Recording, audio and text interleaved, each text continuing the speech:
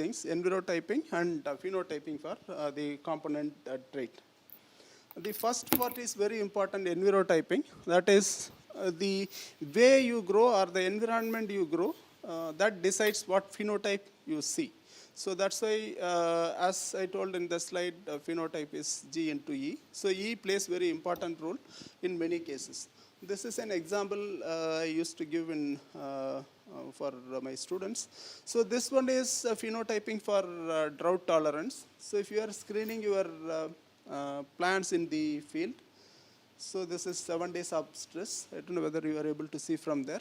So you see the plants are still green and they are turgid. There is no difference. You are unable to make that the plant is under stress. So here the plants are grown in pots and they are kept it in the net house. And within 3 days you see that the most plants are dried.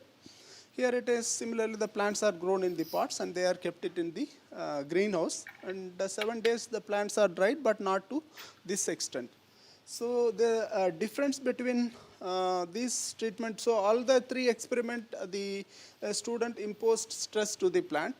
So he imposed stress for 7 days, but he did not see any effect on the plant. Here within 3 days the plant is almost died. Here after 7 days the plant is under severe stress condition. So in all these cases, unless otherwise you characterize the environment, you will not be able to understand anything about the response of the plant. So if somebody says I imposed stress for 7 days and then I studied the transcriptome of this leaf to identify genes, in these three cases, all three cases you will find different set of gene expression. So this indicates the relevance of environment. So in this case, when you grow the plant in the soil, you will have a lot of water in the lower layer of the soil. So when you stop irrigation, the water, whatever the upper layer water is used, and then roots grow deeper, and it takes water from the deeper layer. So still it maintains transpiration. So in this case, that opportunity is not there. It is in the pot. So whatever water is there in the pot, it is used by the plant. So after that, there is no water, it is dry. So in these two cases, the difference is that these plants are kept under open condition, these plants are under the greenhouse condition. So if people have entered any greenhouse, you will feel more humid, because here the humidity is high, the humidity is less. The difference between these two is, one of the differences is the vapor pressure deficit. That is, the air is more drier outside when compared to greenhouse. So that makes the rate of transpiration. And also if you see the amount of leaf area in this plant and this plant, you can see a significant difference. This plant has more biomass, it has more leaf area, so it can use more amount of water when compared to this plant.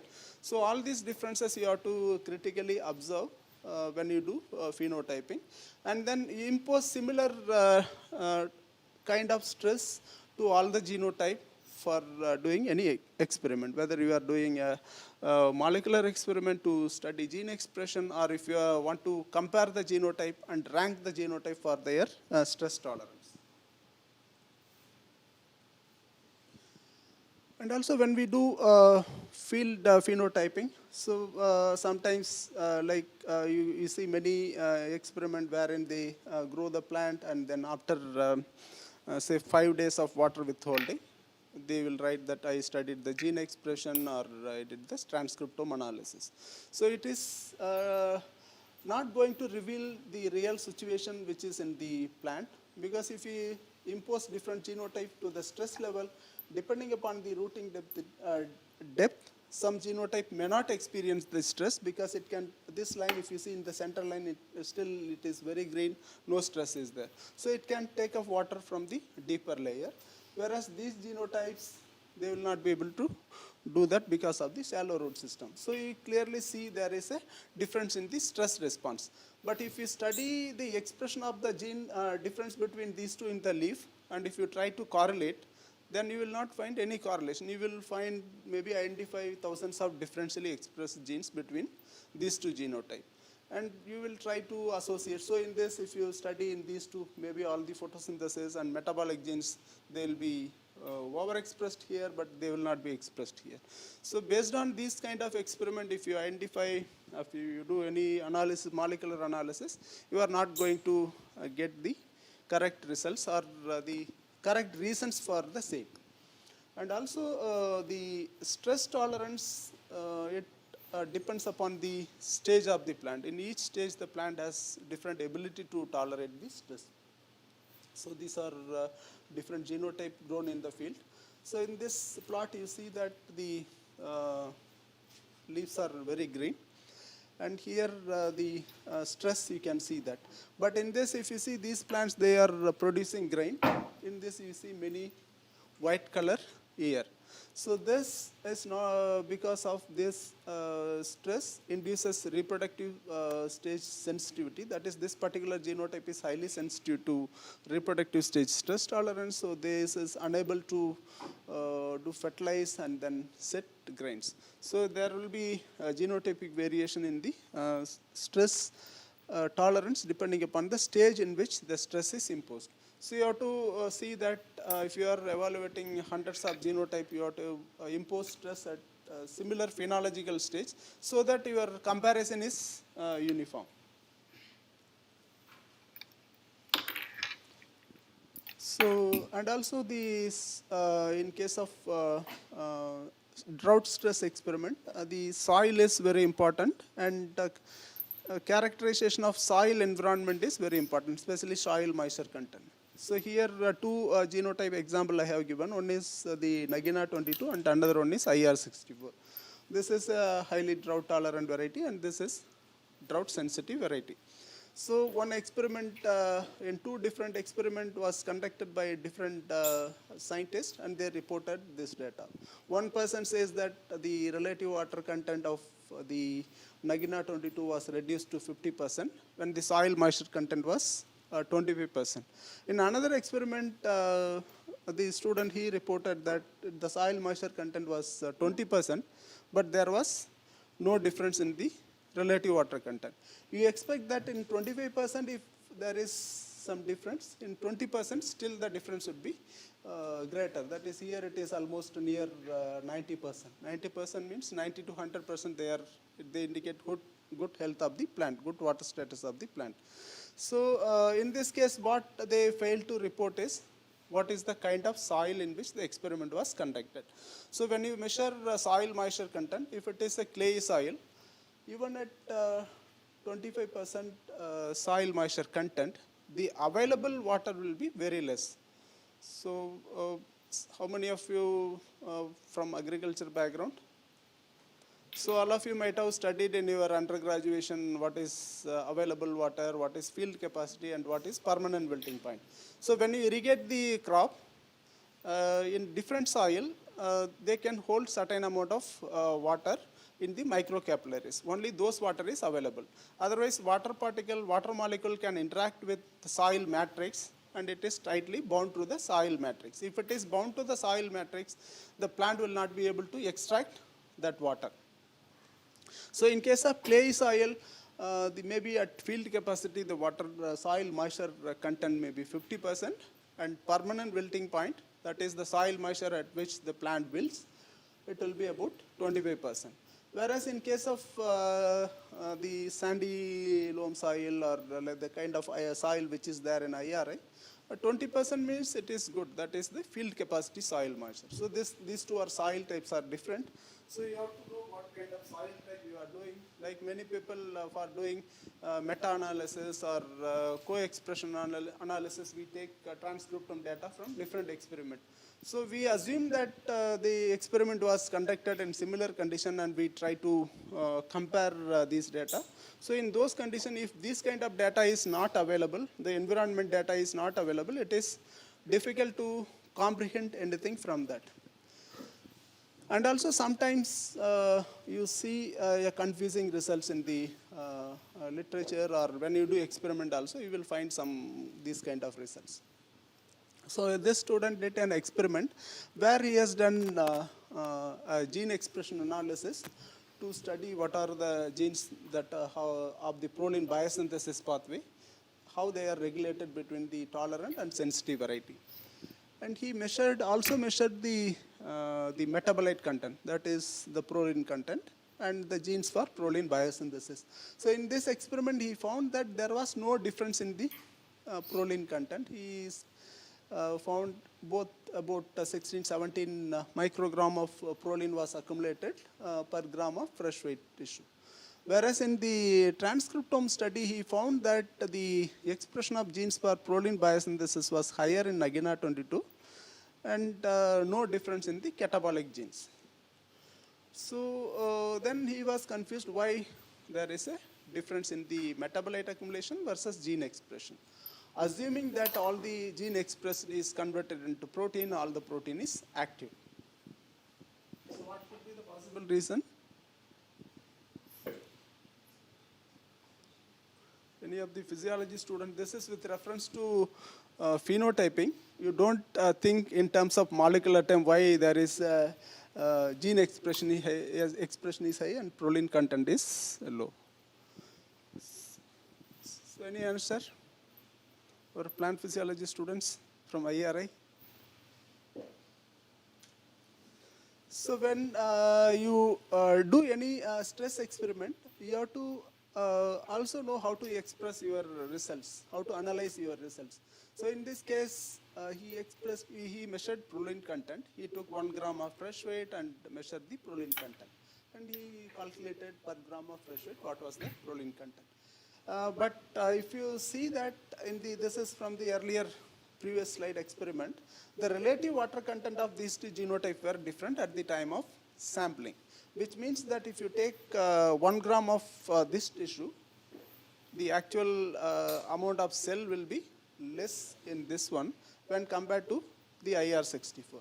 So you see there is a lot of difference in the relative water content. So here the student is taking more tissue per se.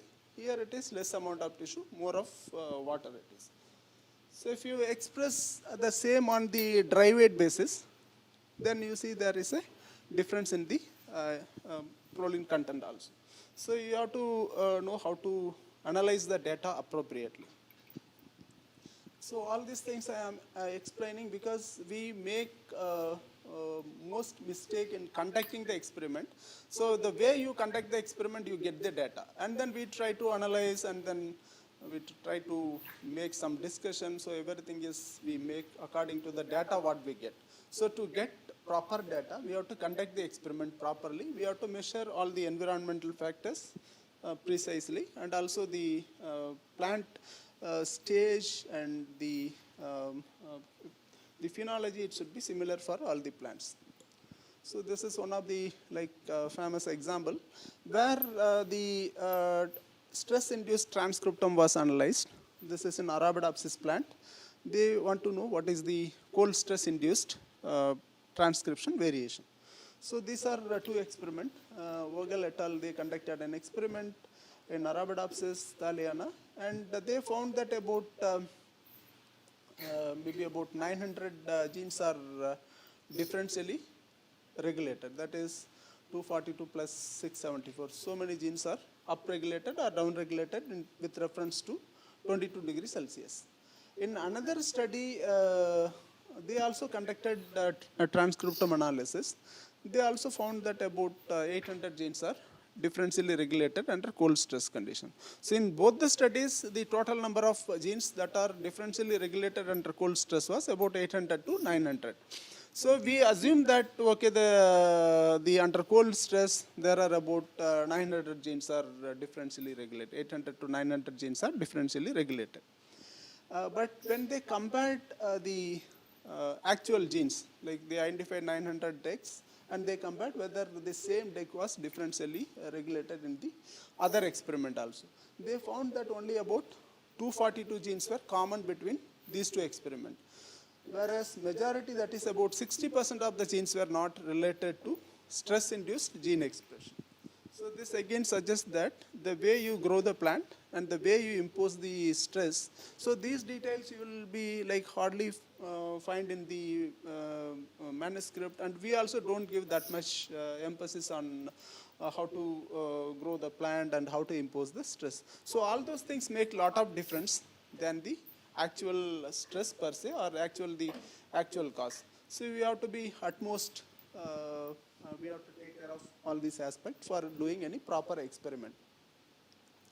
And the next one is the temperature stress experiment. We conduct a lot of temperature stress experiment. We do gene expression analysis, or we compare any phenotype.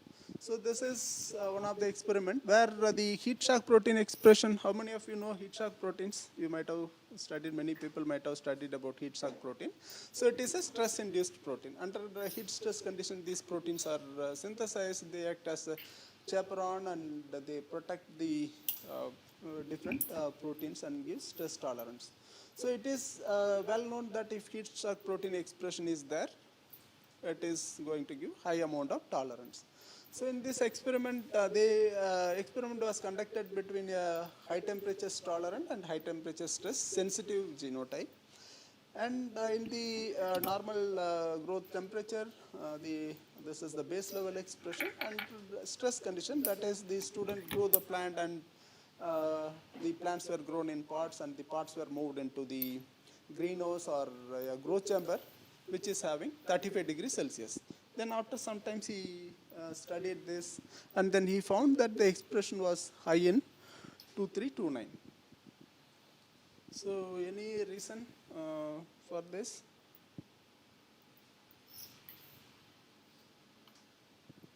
What could be the reason? Like, although this variety is tolerant, but it did not express this so much, whereas this variety is a sensitive variety, but it is producing more amount of heat shock protein. Although the reverse is true with reference to stress tolerance. So this one is a stress experiment, high temperature stress experiment. You are exposing the plant to high temperature. So these plants were grown outside, and these plants were taken and kept it inside the greenhouse or the growth chamber to impose temperature stress.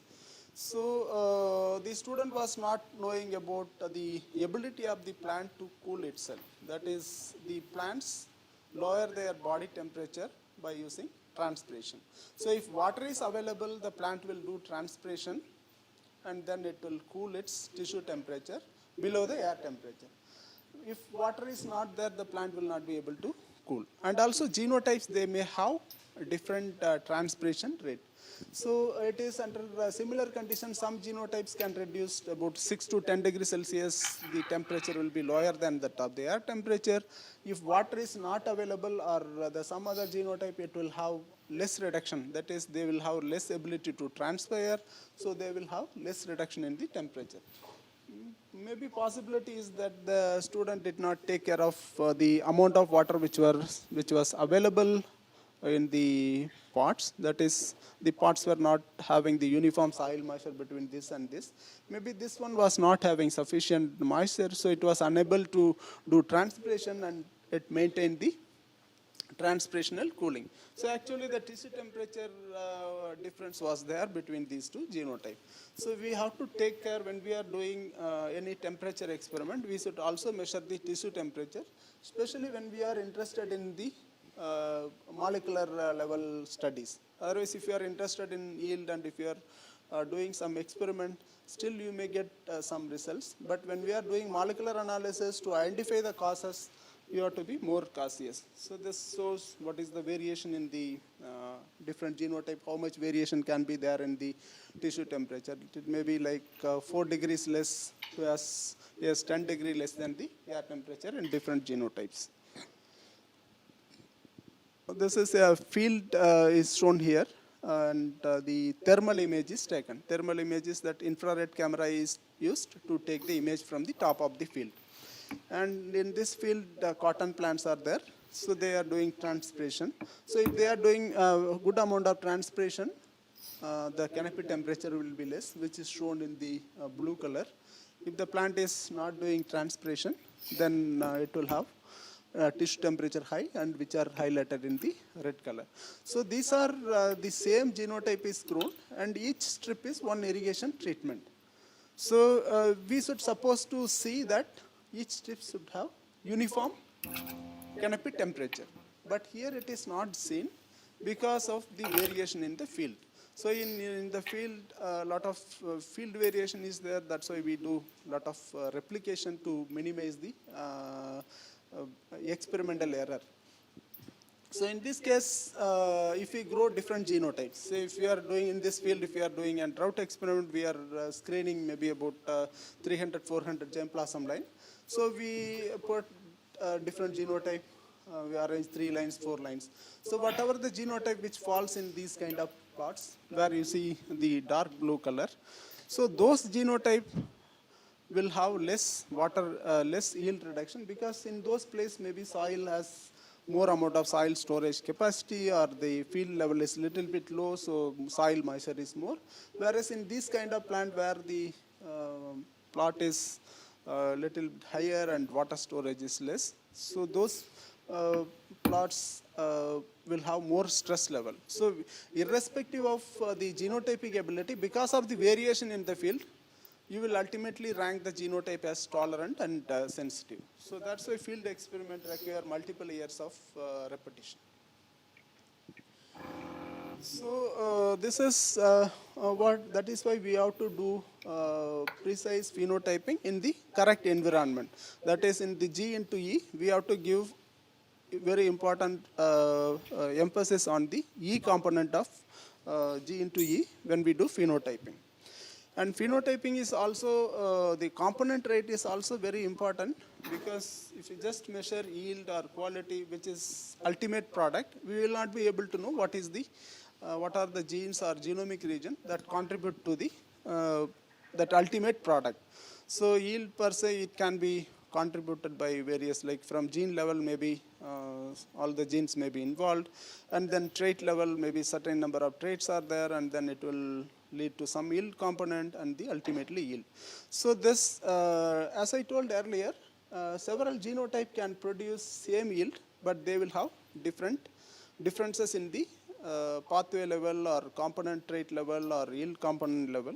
So that's why we have to identify what is the difference at the gene level, so that we can assemble, like in one genotype has a variation here, and another genotype, if it is having variation in the some other gene, and if you put together these genes, they may get better yield response. So that is shown in this particular graph. So if we do normal phenotyping, we measure yield or biomass at the end of the season. That is, up the time of maturity we measure. So here for 3 different genotype, when we measure the biomass, all produce same biomass. But if we can measure the biomass at different stage of the plant growth, we find there is a lot of difference. So it suggests that if you want to increase the biomass beyond this level in genotype, you have to assemble the genes which are involved in the biomass accumulation. Some genotype produces early vigor it has, so it accumulates biomass more. Some genotype pick up later, that is after maybe about 80 days it start accumulating higher amount of biomass. So if you combine all these traits, they will be producing a genotype which outperform everything. So this, in summary, phenotyping and phenotyping at different stages of plant development, and phenotyping precisely in different environment with precise environment management is important. So that is what limiting the phenotype-genotype estimation of phenotype-genotype relationship. Since the genotyping is easy now, and phenotype data is very hard to obtain, it takes a lot of labor, time and space. There is a phenotype-genotype bottleneck. To solve this bottleneck, the new science of phenomics came in. This is an example where the importance of phenotyping at different stages or multiple time points of plant growth and development is emphasized. So the genome of genotype, it is constant.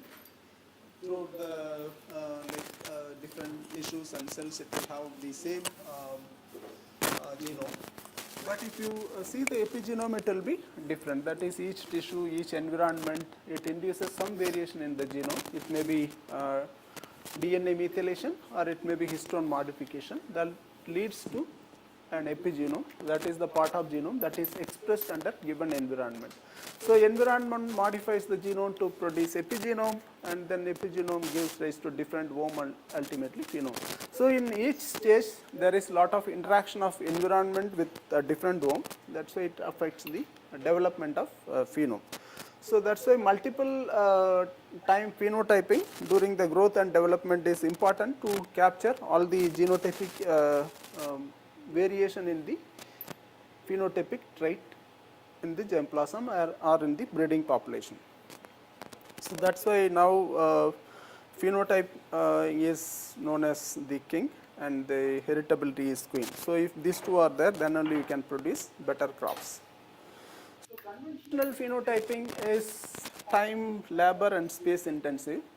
So if you want to know the biomass of the plant, say after 15 days or 20 days, what is the difference in the biomass? So you have to cut the plant, then you will dry it and weigh it. So it will take about 3-4 days, and also you lose the plant. And only the replica of the same genotype is studied in future for knowing the performance. And also if you want to know the nitrogen content or protein content, it takes a lot of days. So it will take about at least about a week to know the nitrogen content. So this is very slow process, and it is difficult to do it at multiple time points in the crop growth period, and also difficult to do it for large number of genotype. That's why the sensor based phenotyping is important, wherein within a minute you can take the images and then you can predict the, you can measure the phenotype. So that's why the sense of the science of phenomics came in. You might have studied that the genome and genomics terminologies came from the Human Genome Project. Similarly, the terminology of phenome also came from the Human Genome Project, wherein in one of the meeting they once finished the genome sequence, they thought what to do next. Then this terminology of phenome was coined. Phenome refers to the phenotype as a whole or full set of phenotype of an individual. So unlike the genome, it is very difficult to obtain the whole phenome of the plant, because we have limitation in the measurement of all the phenome that can be produced by a genotype. So some of the phenomics data can be acquired by the sensors. So since about last 10-15 years, the science of phenomics came in, and people are thinking that it will help in breeding for enhancing the productivity or enhancing the genetic gain what we are getting today. So next part of my talk is on the sensors per se. So most of you have, all of you have visited the facility, and you have got exposure to the facility.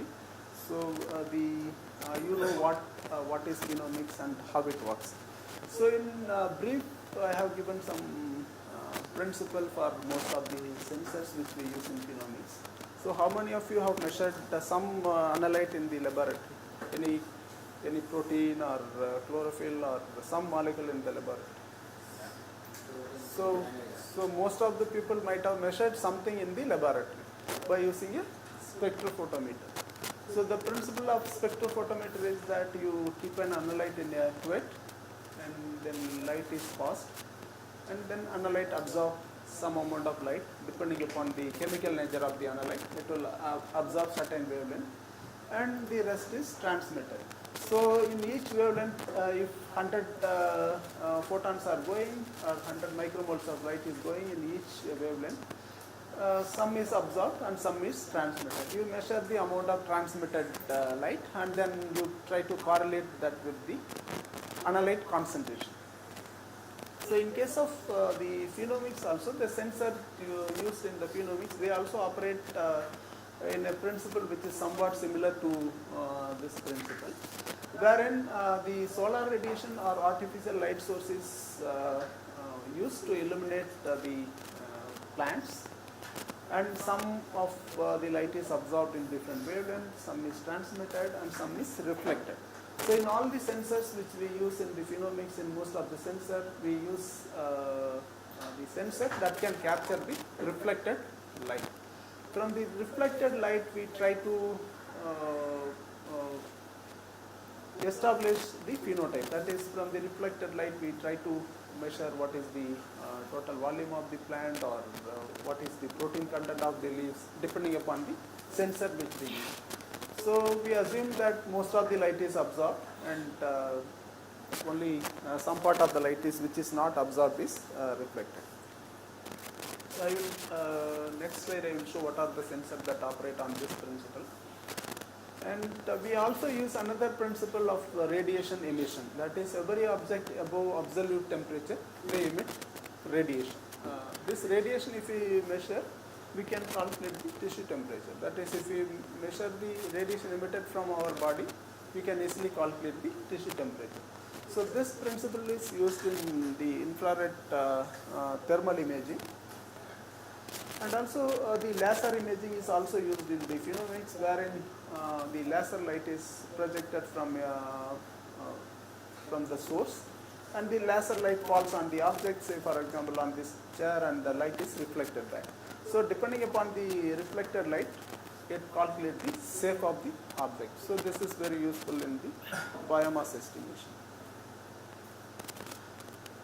So most commonly used sensor in the high throughput plant phenotyping or next generation phenomics are these kind of sensors. That is, the sensor which can capture the fluorescence, or it can capture the visual light, which is like normal camera which we have in our phone, and normal camera which we use. So that is the RGB camera, which captures the wavelength from 400 to 700 nanometer, or the near infrared camera which captures the reflectance in the range of 700 to 1700 nanometer. In the hyperspectral cameras, it captures the reflectance from 400 to 2500 nanometer. Only difference between MAR and this camera is that here the reflected light is captured as a single point, that is 700 to 900 nanometer, whatever reflectance is coming.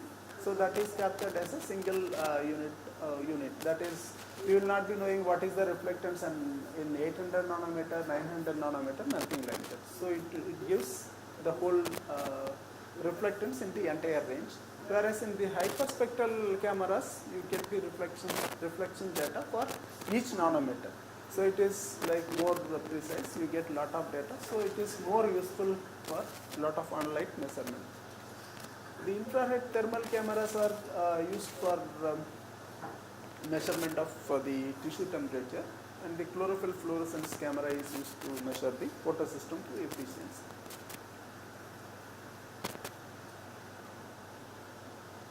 And the sensors, they come in either like the cameras, or they come in as also radiometric sensors. So these kind of sensors, they are relatively cheaper when compared to the sensors which are image-based sensor. Radiometric sensor is like you will have a probe, just like if you focus on the object, whatever the reflectance is captured back by the sensor. So in this kind of sensor, there is only one point of data collection. That is, all the, depending upon the field of view, whatever the light is reflected, it is captured at a single sensor point. So here the sensors are in throughout the chip. So the each area or each pixel is covered as different point. Here the entire from the entire object, whatever the reflectance is coming, it is collected at single data source. So in this source, you will not be able to find out what is the reflectance from the soil or leaf or pot. So whatever it is, you take an average value.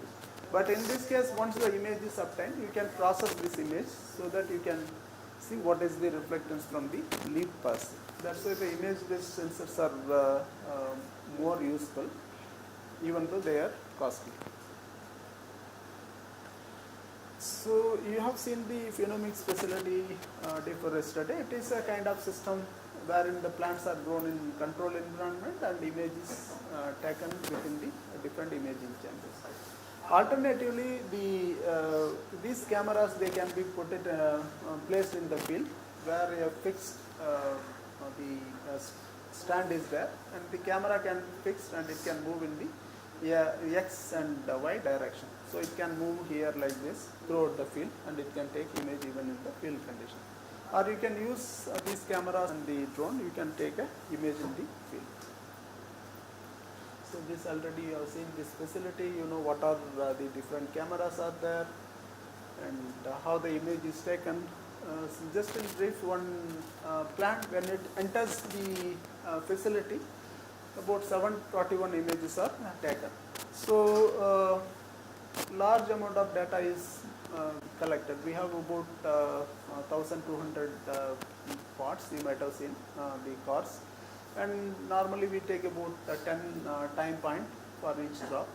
So it is about 8.89 million images are collected. So much phenotype data is collected, and from this you get lot of information, pixel wise information you get. That is, it is not that for each plant you are getting only one data. So you get data pixel wise. So you know how much amount of data is being generated. So other thing you might have studied there, what each camera measures. So the visual camera, or whatever we have with everyone, it measures the shoot and root growth, or it measures the geometry, greenness, leaf area, whatever we see by our eyes. All these traits are measured, and these can be quantitative. That is, when we see by our eyes, we do visual scoring. But all this can be done quantitatively. That is, if large numbers of genotypes are growing, you can see in the field and say maybe this genotype is better and this is not better. But it is difficult to rank the genotype in short time. But if you take one image, it can be ranked, and the biomass growth, all the data can be obtained very quickly.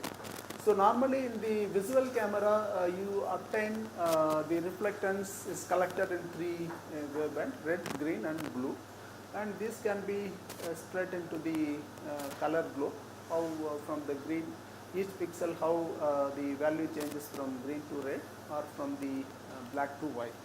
Once the data is placed on the color globe, then it is easy to separate the plants and the background noises. So this is how the image is taken, and image is processed to obtain only the plant image. From this, various parameters are calculated, which you might have seen yesterday. So you can calculate the leaf area without doing all the destructive measurement. You take the image and you calculate the leaf area. Similarly, you can, from the image, you can calculate the chlorophyll content also. You need not do the chemical extraction and make the measurement. So it makes the data collection very easy, and it is accurate, and it is useful for later analysis. That is, the data is stored. Later, if you have some questions, you can take out that image and see what happens. So in case of NIR imaging, which measures mainly the reflectance in the NIR range, the water has to measure the absorption peak. So it measures when the reflectance is measured at this range, it can easily calculate what is the water status of the plant.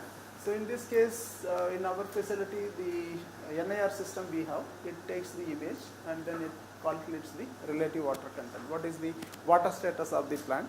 This is very important when you do any stress experiment. You should know the water status of the plant for exactly comparing the phenotype. The hyperspectral cameras are highly useful, as I told, because it measures in the wide range of wavelength and you get the data for each wavelength.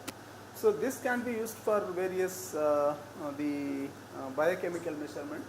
As I told, the water status can be calculated from the reflectance at 1 or 2 wavelengths. And if you want to know the leaf nitrogen content, you can use red-edge NDVI method, where this reflectance at these points are used to calculate the red-edge NDVI. So these are different genotypes I have shown. For example, they are grown under normal nitrogen content and nitrogen deficient content. So in this genotype, if you see, one is that under normal condition also you see some variation in the genotype in the amount of nitrogen in the leaf. If it is more green or blue, it indicates high level of nitrogen. If it is red color, it indicates low level of nitrogen. You can easily, after taking the image, you can quantify how many pixels are there in this, or how much leaf area is having good amount of nitrogen when compared to the other genotype. And also when you subject this plant to stress, and if you see this one, when under nitrogen deficiency is there, most leaves they turn into the pink color or towards this red color. Whereas in this genotype you see that still this genotype maintain a lot of greenness. So you can easily quantify this and put it in the quantitative terms. You can calculate the leaf nitrogen content. And there are a lot of people have done work, and they have shown that nitrogen content can be calculated by using this reflectance method. And also you can calculate other nutrients in the leaf tissue. This is phosphorus, potassium, magnesium, calcium and sulfur. Many nutrients can be calculated from the reflectance value. But in for each crop you have to do one experiment wherein you measure the actual the chemical composition by the conventional biochemical method, and then you do reflectance and you develop a model to predict the trait of your interest. So in another study they have about 13 elements they could detect by using the hyperspectral reflectance. You can also measure the protein content by hyperspectral reflectance. So this is the spectral data of reflectance from 2000 to the 1000 to 2500 nanometer, and these are the different genotypes. Each genotype has one line it is shown. So this shows lot of variation in the reflectance, and this reflectance data was used to calculate, establish a model to predict the protein content. That is, this shows the relations between the protein that is measured in the lab versus the protein predicted based on the reflectance data. So you can easily measure the protein content in the grain without doing all the destructive work which require a lot of time and labor and cost. And also you can see within the grain where how the protein is distributed. Interestingly, you can see that in some genotype the distribution of protein is in the germ or in some other region, whereas in some genotype the distribution is uniform. Here the values which are shown in black color, that is the predicted, and this one is the actual value. So almost you see the similar amount of protein is predicted, and you can also see the variation between the genotype within the grain. This kind of data is highly useful for genome-wide association analysis, and they examined whether the phenotype predicted by the hyperspectral method will be useful for estimating the establishing the genotype-phenotype relationship. So this is the NDSI measured, or the protein content measured by hyperspectral data. So they used this data for GWAS, and they mapped 3 different SNPs in the genome for protein content. And this is the actual protein content measured. So this data was used for map the GWAS was done to map the position. And in both the cases, if you see this and these two locations, they came in common. So it suggests that this is better than the actual protein content measurement per se. Besides the protein content, various other traits can be measured. This example I have shown, it is for mainly for the harvesting of grapes. So this is the grapes orchard, and if you take the spectral image, from the spectral image you can calculate how much is the TSS accumulation and what is the accumulation of the anthocyanin, and you have to harvest the grapes at appropriate TSS and the anthocyanin content. So just you run the machine through the vineyard, and then you can decide what time the grapes will be harvested. This is an example where you can measure the sugar content in the leaf, water soluble sugar content in the leaf. So various biochemical component can be measured by using hyperspectral imaging. So the next one is the chlorophyll fluorescence imaging. So when light falls on the chlorophyll, it is converted into like biomass through light reaction and the Calvin cycle reaction. So the light produces certain energy which is used in the fixing of carbon dioxide. So if there is the light harvesting complex or the electron transport system is healthy, the amount of fluorescence emission is less and all the energy is converted into photochemistry. If there is any stress, so the photochemistry, if it is affected, the heat emission and fluorescence emission increases. So the healthiness of the electron transport system can be measured by saturating the photochemistry quickly, and then if you measure the amount of fluorescence, the healthy leaf will show more fluorescence when compared to the damaged system. So that is what is used in the chlorophyll fluorescence measurement. So wherein the plant is dark adapted, that is it kept it in dark for about 15 to 20 minutes. This opens up all the electron acceptor component in the electron transport chain, and then the base level fluorescence is measured. After that, a saturating pulse of light is given. It is maybe about more than 5000 micromoles of light is given in a flash. So that is sufficient to saturate all the component, and the excess light is emitted as fluorescence. That is the maximum fluorescence. So if you measure the difference between the maximum fluorescence versus minimum fluorescence divided by the maximum fluorescence, the value is about 0.85. So that is for any healthy system, that value comes out to be about 0.85. And as the stress increases, the value decreases. So that can be measured by using the fluorescence imaging. So this is for an example, two different plants are grown in the same pot and subjected to drought stress. And the plant which is tolerant to drought stress, it maintained electron transport activity, whereas the plant which is sensitive, it is unable to maintain electron transport activity. The additional system which we have for measuring indirectly the photosynthesis and the water uptake of the plant is the thermal imaging. So as I told earlier, the thermal imaging depending upon the radiation emission, and this is shown here what is the relation between the temperature and radiation emission. So if you measure the amount of radiation emission, we can easily calculate what is the temperature of the plant. It has almost 1-to-1 relationship between the radiation emission versus the temperature. So you can calculate the temperature of the plant, not only the whole system, but also you can see what is the temperature of the panicle, what is the temperature of different leaf.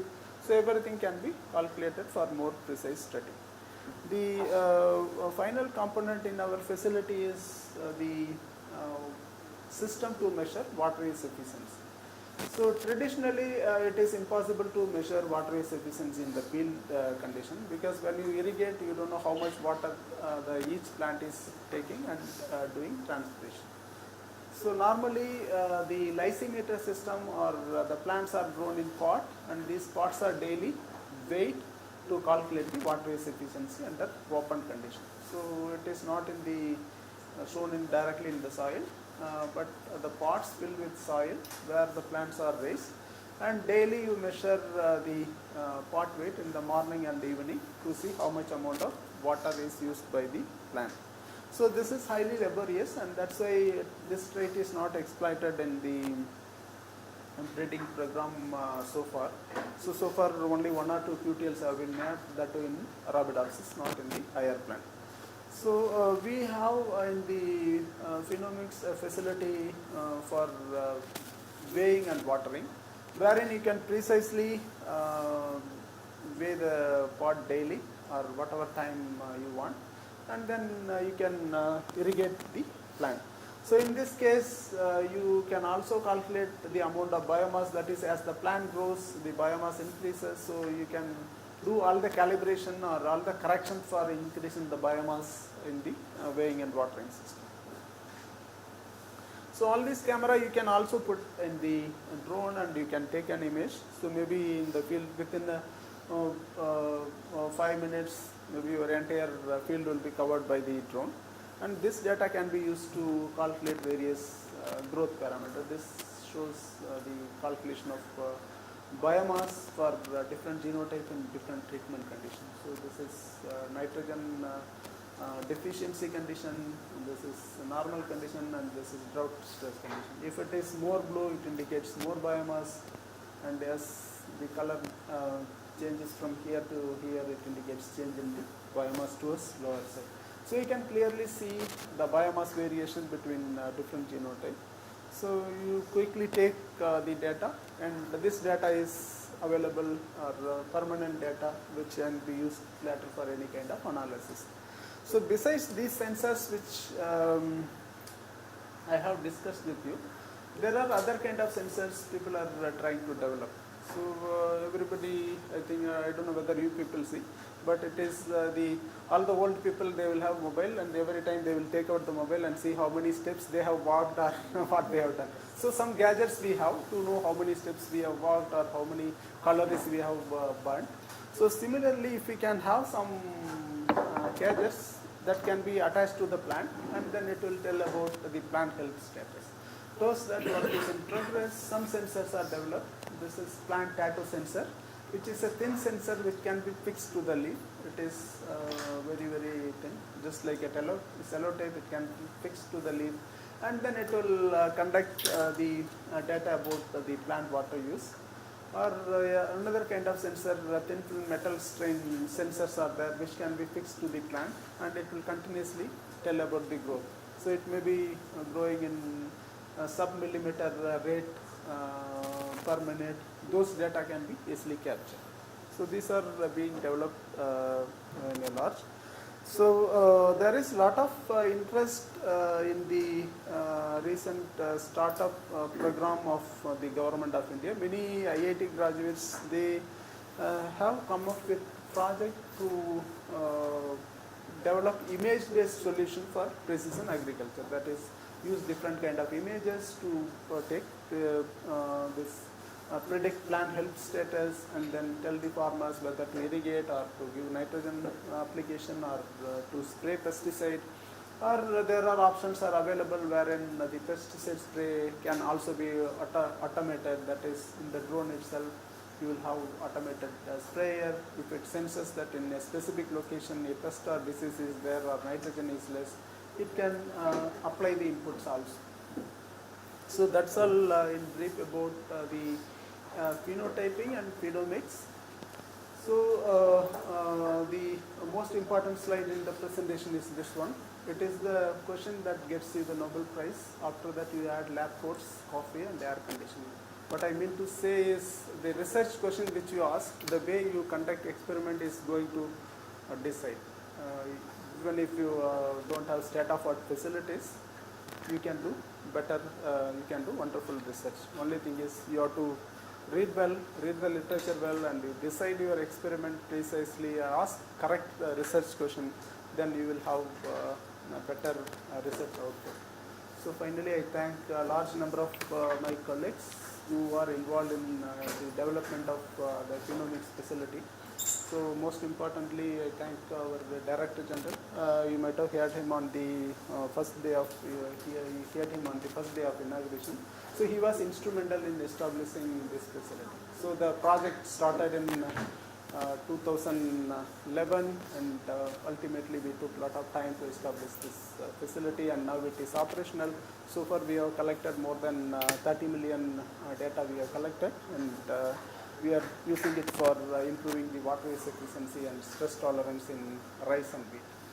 So thank you. Although I took a little bit longer time, so I thought I will explain the earlier part.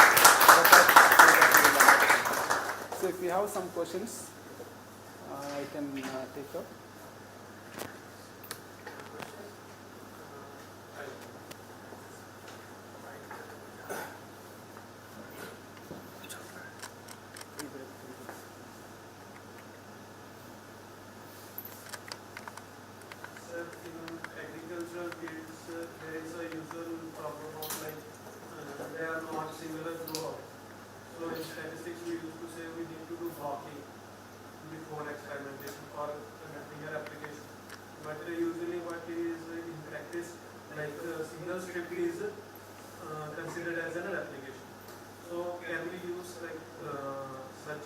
data or making blocks to build from images. We can have the information about the field uniformity conditions and we can make blocks accordingly. Yeah, it can be done. So far, like in the when the crop is not there, the soil images can be used for.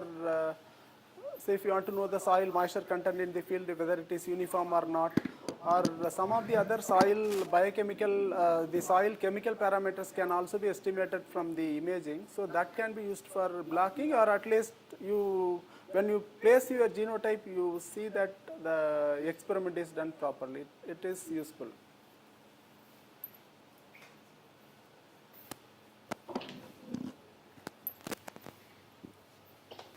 Sir, regarding different soil moisture conditions, different soil moisture conditions mean drought and what flooding condition. In drought, the set of genotypes will give some different traits, and in flooding condition they will show some different types of traits. And particularly in maize, I am doing. Okay. In drought condition, the senescence I observed from bottom to top, and in flooding condition, top to bottom. And how do we correlate that traits across the different conditions? See, in case of waterlogging, so I don't know whether it is like top to bottom, because in case of drought, when the drought occurs, plant programs it water supply and try to make the older leaf which are not highly productive to senesce or roll and dry. In case of waterlogging, the problem is the root activity is dead. That is, the root is killed under waterlogging conditions. So the water uptake per se is not there. Because of that, the whole plant wilting you find. Because younger leaves are not having that much cellulose content, their structure is weak. So that's why you see that it is coming from the top. But the whole plant wilting is possible. So this you can, by imaging, now you know that if it is waterlogging, the wilting starts from the top.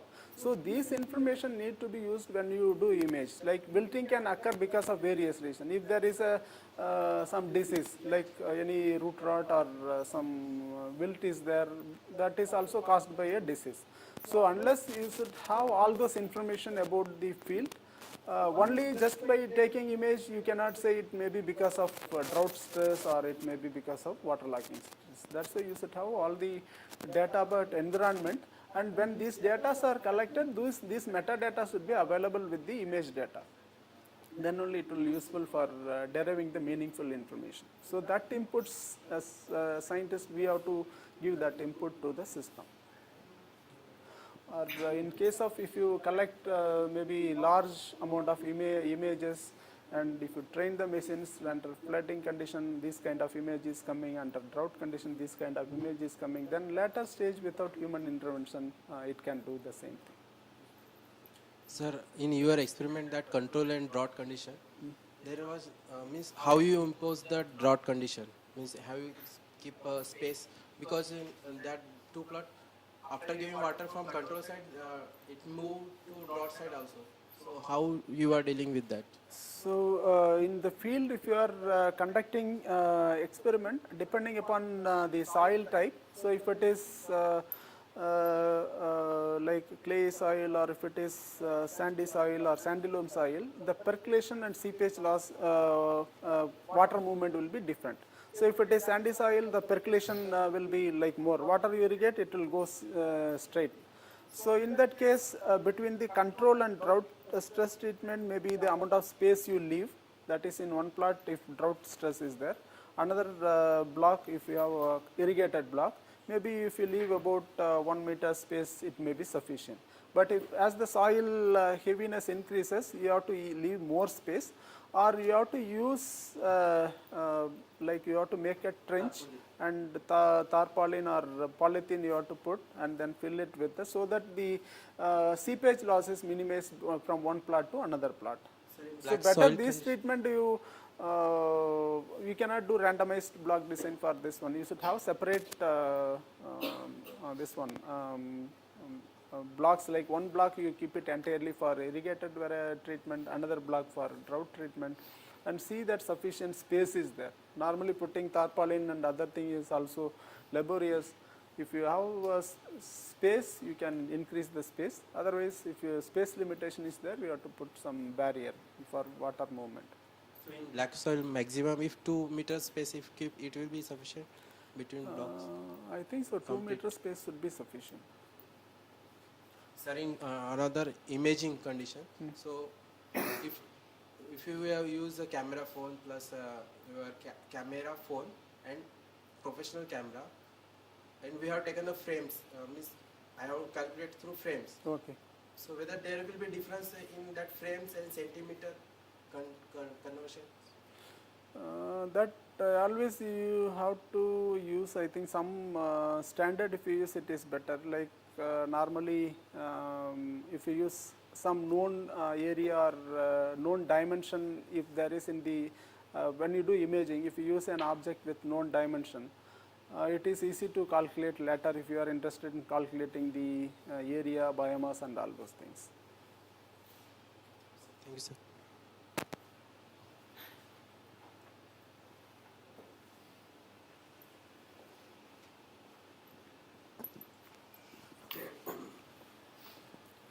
Okay, I guess all of you might have enjoyed sir's lecture. Yes? So, just give a big thank you. Thank you so much, sir, for coming and giving the lecture.